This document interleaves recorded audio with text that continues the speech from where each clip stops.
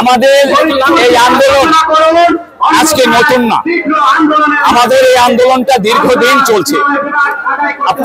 আমরা সকলেই জানি বাংলাদেশ স্বাধীনের পরে 18টি জেলা নিয়ে বাংলাদেশ, সেই 18টি জেলার মধ্যে ফরিদপুর একটি।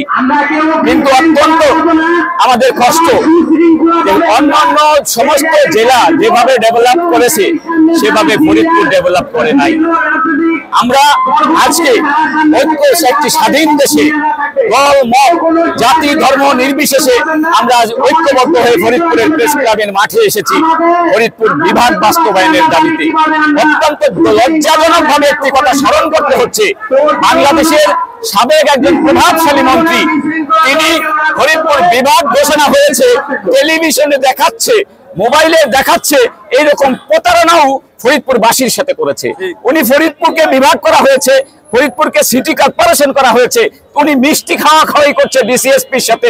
অর্থাৎ বাংলাদেশের ফরিদপুরের মানুষ না, বাংলাদেশের প্রশাসনের সাথেও তিনি প্রতারণা করেছে। প্রতারণা করতে করতে ফরিদপুরকে একেবারে দেওয়ালের সাথে পিঠ লাগিয়ে দিয়েছে। ফরিদপুর ডেভেলপমেন্ট ওয়ার্ক বিগত সরকার করে নাই।